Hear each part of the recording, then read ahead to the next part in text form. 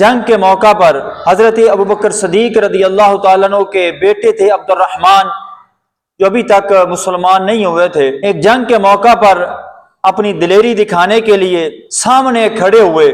اس نے للکارا کہ کون ہے جو مجھ سے مقابلہ کرے گا؟ تو حضرت ابوبکر صدیق رضی اللہ تعالیٰ عنہ اپنے بیٹے کے سامنے کھڑے ہونے لگے تو نبی کریم علیہ الصلوۃ والسلام نے ارشاد فرمایا کہ آپ بیٹھ جائیں۔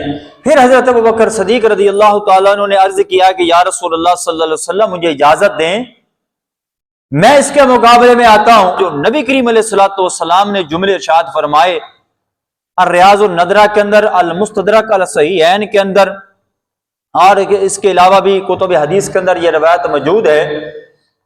اب وہ الفاظ جو میں عرض کرنے لگا ہوں، جو نبی کریم علیہ الصلوۃ والسلام نے ارشاد فرمایا، خدا کی قسم ہے جو بندہ یہ یاد کر لے اور اپنے دل میں بٹھا لے تو کوئی بھی منکر صحابہ، گستاخ صحابہ آپ کے سامنے چوں اور چرا نہیں کرے گا۔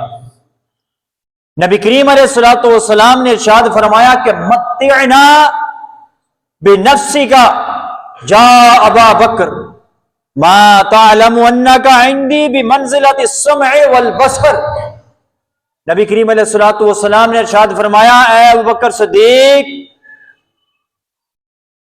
تمہیں پتہ نہیں ہے کہ تیری ذات سے ہم نے کتنا نفع حاصل کرنا ہے، تیری ذات سے کتنا ہم نے فائدہ حاصل کرنا ہے، تو جانتا نہیں ہے۔